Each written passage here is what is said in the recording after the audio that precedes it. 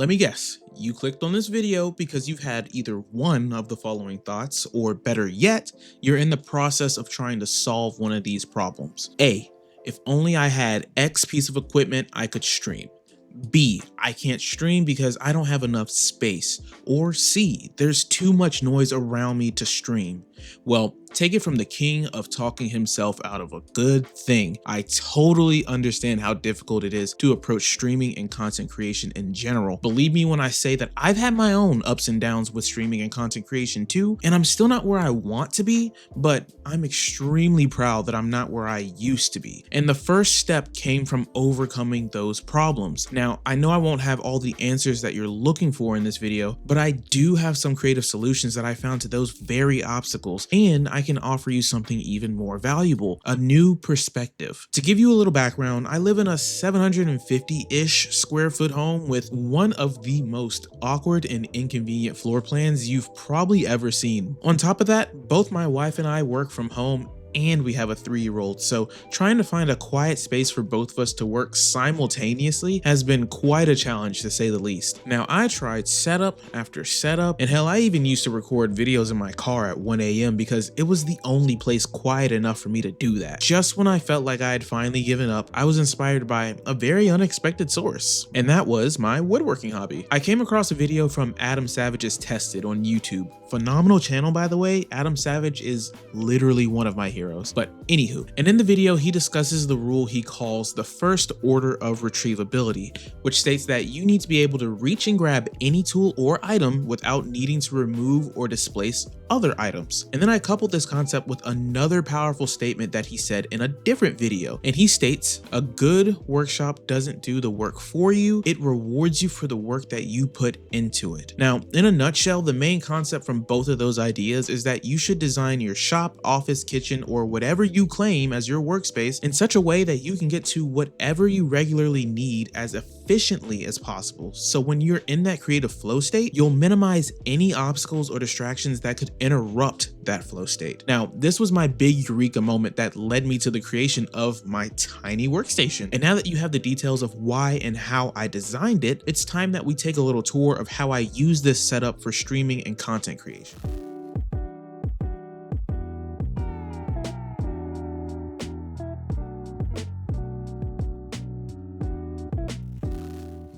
Okay guys, this is the setup right here. So as you can see, it's within a 4 foot by like 3 foot little corner that's just tucked into the literal corner of my living room. Like, this is my couch, this is my front door, this is my dining room table, dining room, my daughter's room. Like, it's just not a lot of space to work with. It's not a dedicated studio, very far from it, and I've had to make a lot of compromises to make this work. Oh, by the way, the AC unit, that is very loud and has to be on, or else I literally start sweating to death in this room. So I'm just going to break down some of the key elements that make this setup work and how I had to kind of get creative to figure these things out, and I had to just upgrade my technology and the things that I was using, my tools, as the my other solutions decided that they weren't going to be enough. So essentially, I have my laptop over here, my main monitor, and then my PC is down here, which I've had this PC for like 4 years, if you've seen that in my other video.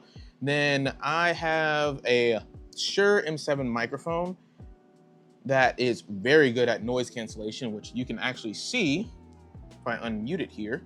So you can see the audio coming through. If I stop talking, the AC unit is on right now,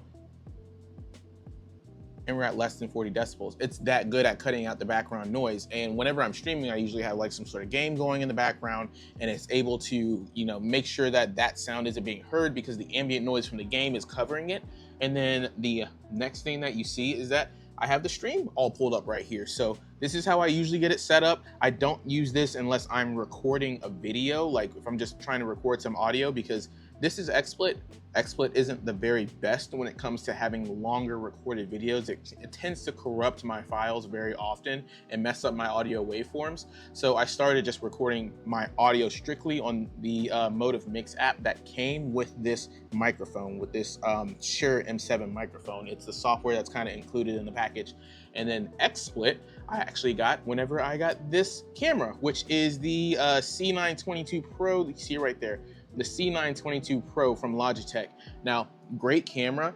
XSplit, also a great software. It's very different from OBS in the sense that it doesn't give you as much control as OBS, but it is a lot easier to implement. So it's easy to set up all of your scenes down here. And it also has this software where it will take your camera screen and it will just cut out the background and do a little green screen for you. And as you can see, there's no green screen behind me. There's a cat behind me, but there's no green screen behind me to actually cut that out. So this is, I want to say I paid like $60 for the entire year for it. When I got the camera, it came with like a 6-month free trial. So it was just definitely a win when it came to getting my stream set up and making everything a lot more approachable. OBS can get very confusing. It can get very overwhelming. So if you're looking for something a lot simpler, XSplit Broadcaster is definitely a good place to start. Now, when it comes to the microphone, like I said, I'm sitting next to this AC unit over here. I did not start with this Shure microphone, this $120 microphone. I started with this. This is like a $20, $25 microphone by Pro AR. If you hold it on the top, it has like this little noise reduction feature. And what it will do is that it will just cut out that background noise. It'll cut out any noise from an AC unit, from the road, from cars going by, from things like that. It's not good at sharp noises, but it is good at just low ambient hums and getting all that stuff cut out if you have to deal with something like that. Now, I literally used this microphone until it died on me. And once it died on me, which I think I want to say I was streaming and making content for like 6 months, 6 or 7 months before this went out on me. That's when I moved up to this microphone. Now, same thing with this laptop. This laptop was not always here. I literally just got this within the last month and a half. Before, I was just using this screen. And when I was moving off of this screen here, I was actually using everything like you see it here on my streams, and I was using this giant ass TV to play the games on while I had my chat and everything and my stream pulled up on this monitor that was like centered in the middle of the desk. So you can only imagine, I can actually pull this off of a wall. It's on a mount. I've had this TV for a very long time. This is just the family TV, but we would have this pulled over to the side here and it'd be facing towards me a little bit, but it's still at an angle. And then I'm just pushed back as far as I possibly can. But then as I'm doing that, I run into the next problem. The mic has to be facing towards me this way, right? Well, what else is this way? The AC unit. So that's why I was trying to avoid all the sounds and everything like that. So this is just one of those things where you have to get as creative as possible and then use the tools to supplement any weaknesses that you have.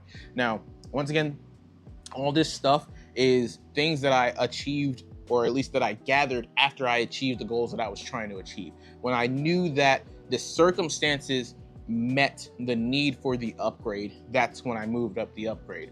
And then also with lighting, I usually don't even have all these lights on. I just grab one of these bad boys. This is like, I think it's like another $10, $15, maybe $20 light that's magnetic. I can stick it up on here if it doesn't fall. And I just cut this on.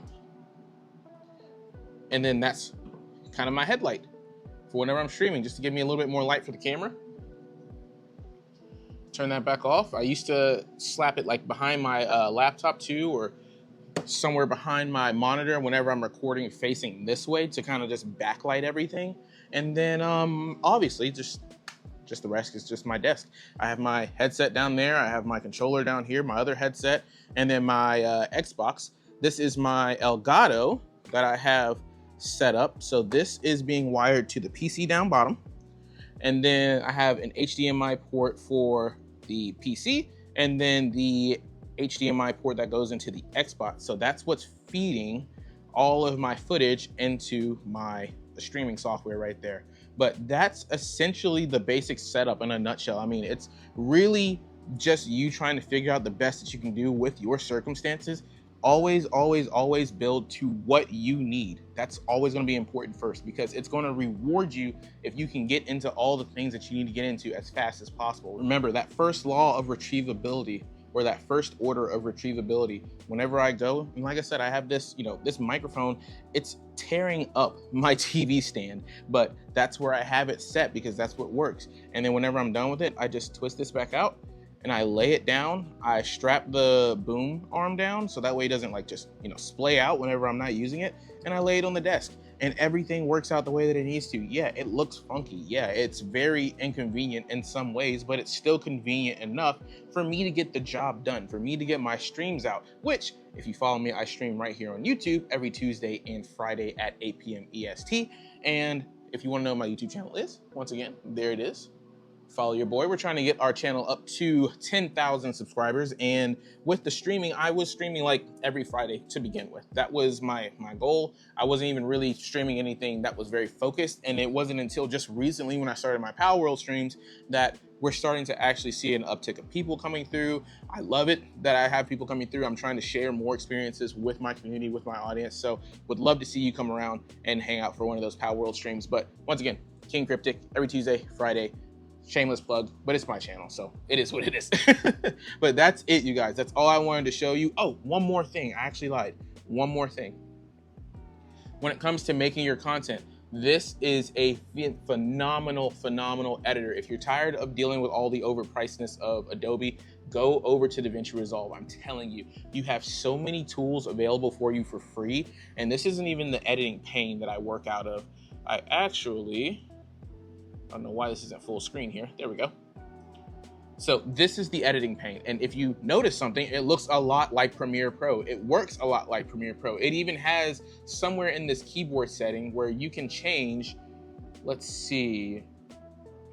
Boom, if you go up here, you have all these different keyboard styles. So that way it'll automatically change it to whatever software that you're already working with, or you already are working with. So I have a custom setup here. So that's why it says cryptic style. But yeah, this is very, very good. It's completely free. Once again, completely free. They only make you pay for it for like the most highest of tier stuff and for the cloud software, which is definitely worth it if you're working between different computers. But at a basic level, I highly recommend that you learn using DaVinci Resolve if you want to be editing your videos to a higher standard than what you can achieve through most apps, or if you don't even want to pay for Adobe Premiere Pro. But between DaVinci Resolve, Motive Mix, which you don't have to get the microphone to get this software. You can get this software by itself. This is what I record all my audio on, and then this is what I do all my streams off of, XSplit Broadcaster. Everything else is inconsequential. This is all stuff that has grown and changed as my needs have been growing with them. But at the base level of getting the process done, of getting the job done, of creating some content, getting a stream out, those are the main applications that I use and the main things that have helped me so far. Same thing with XSplit. You don't need to buy the camera to get access to it. It was only a 6-month trial that came with it. And then afterwards, I just went ahead and paid for another annual, which was like 60 bucks. So I highly encourage you guys to just get creative, experiment with some things, try to figure out where you can make some adjustments to at least get you where you need to be, and then go from there. So check me out on my streams. I hope to catch you guys in another one, and I appreciate your viewership. Peace.